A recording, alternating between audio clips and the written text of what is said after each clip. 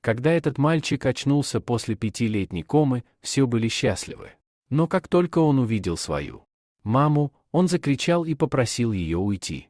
Затем он рассказал врачу кое-что ужасное об этой женщине. Томас и Линда были красивой и любящей парой. У них был мирный и счастливый дом, но их жизнь превратилась в сущий ад, когда их сын Дэйв внезапно заболел.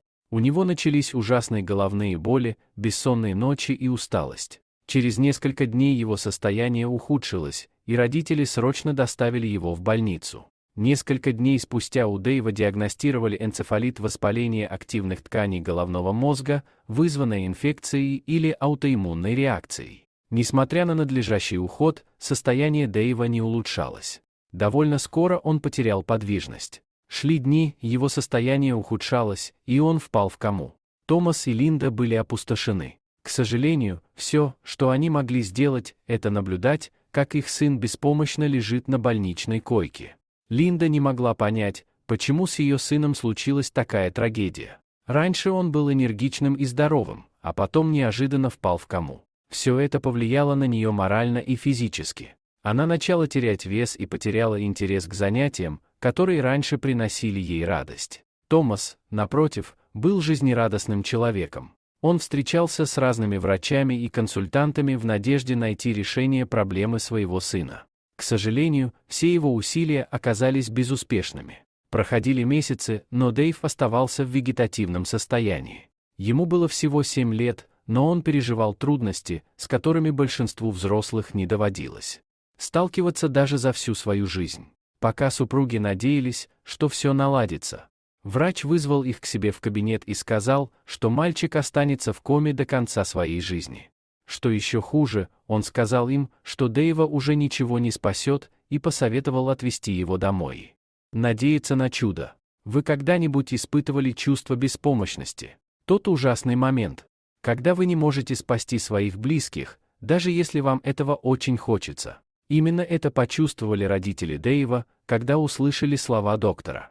Не имея другого выбора, они забрали ребенка домой и заботились о нем. 5 лет спустя Дэйву было 12 лет, а это означало, что он провел 5 лет своей жизни в этом ужаснейшем состоянии. Оставалась ли у него хоть какая-то надежда? Все задавались вопросом. Несмотря на все это, Томас не терял надежды и продолжал заботиться о своем сыне. Каждое утро он пел для него и нежно гладил его по волосам, обливаясь слезами. «Сынок, если ты меня слышишь, мне нужно, чтобы ты боролся. Ты нужен маме и папе. Пожалуйста, продолжай бороться.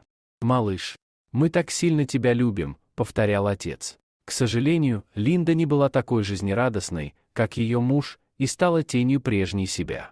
Она не была продуктивна на работе. Поэтому ее уволили. Она плакала утром и ночью и стала агрессивной по отношению ко всем. Особенно к Томасу. Линда выплеснула на него свою боль и разочарование. Однажды вечером Томас разозлился на нее. «Тебе нужно взять себя в руки. Ты не та женщина, на которой я женился.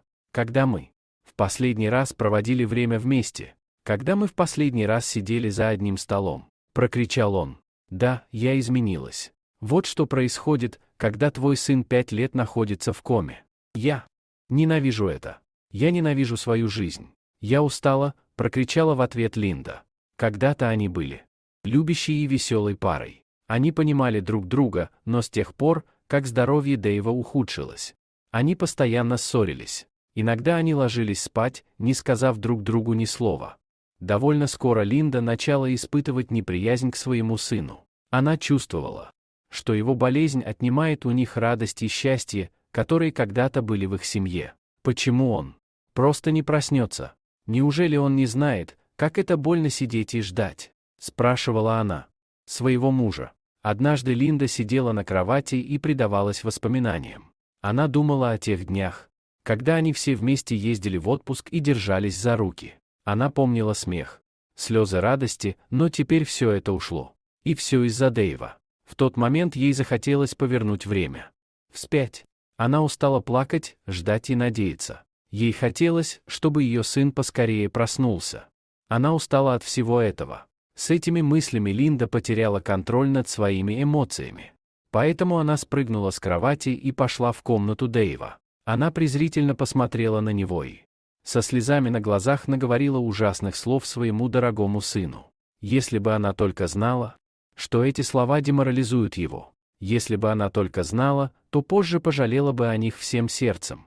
Произнеся эти слова, Линда убежала в свою комнату и выплакала всю душу. Она даже поклялась никогда больше не заходить в комнату сына. Но однажды ночью Линда снова потеряла контроль над собой и попыталась покончить с собой. «Это так больно. Я устала», — сказала она своему мужу после того, как он помешал ей причинить себе вред. В этот трудный период Томас был рядом со своей женой и часто давал ей советы. Путь к счастливому концу не всегда бывает безоблачным. Но все, за что стоит бороться, определенно стоит усилий. Давай продолжать бороться. К сожалению, психическое здоровье Линды ухудшилось, и муж отвез ее в больницу. Она была госпитализирована. И с помощью психолога ее состояние улучшилось. После этого Линда стала намного стабильнее. И они с мужем вновь разожгли былую страсть. Линда также получила новую работу, на которой старалась изо всех сил. Линда и Томас поддерживали друг друга и не теряли надежды на то, что их сын поправится. Не имело значения, пройдет 1 день или 100 лет, прежде чем Дэйв выйдет из комы. Пара наняла няню по имени Роза, которая присматривала за их сыном. Роза также была другом семьи и хорошо заботилась о Дэйве. Через несколько месяцев после того, как Роза начала работать в семье, произошло нечто невероятное. Роза убирала комнату Дэйва, когда вдруг услышала слабый звук. «Кто это?» — спросила она, но никто не ответил. Через несколько секунд она услышала тот же стон, но только тогда поняла, что звуки издает Дэйв. Она бросилась к нему, и через несколько секунд после того, как она добралась до него, мальчик попытался заговорить, затем открыл глаза и снова закрыл их. Увидев это, Роза закричала во все горло. Она не могла поверить своим глазам и была вне себя от радости. Как только родители вернулись, взволнованная Роза рассказала им обо всем, и они бросились в комнату Дэйва. «Малыш, ты здесь?» — спросила Линда, и в этот момент Дэйв открыл глаза, посмотрел в ее сторону и снова закрыл их. Супруги не могли поверить своим глазам. Не теряя времени, они срочно доставили мальчика в больницу. Врачи ввели Дэйву внутривенные и другие поддерживающие препараты. Через несколько недель он, наконец, смог говорить, и тут произошло нечто неожиданное.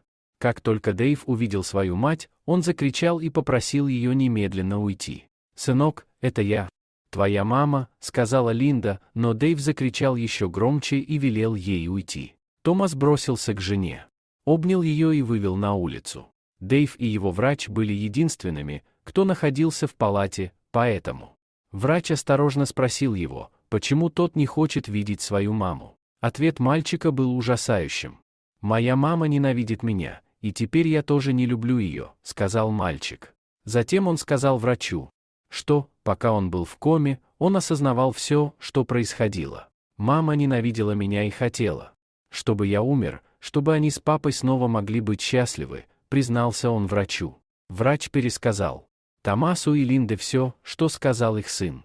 Услышав слова доктора, глаза Линды наполнились слезами, и она горько пожалела о своих словах. Ей было так неловко смотреть сыну в глаза, поэтому каждое утро она посылала ему открытки ручной работы со словом «прости». После того, как она делала это, в течение недели она решила извиниться лично. Они с Томасом пошли вместе и попросили прощения у своего сына. Томас также объяснил, что Линда не желала ничего из этих слов, просто в то время ей было очень тяжело.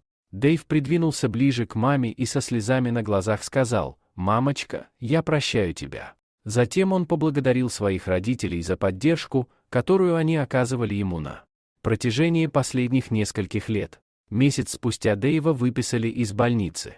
Он еще не мог ходить, поэтому его пересадили в инвалидное кресло, но врачи заверили его, что он скоро встанет на ноги. Родители Дэйва оказывали ему всю необходимую поддержку. И снова они были счастливой семьей.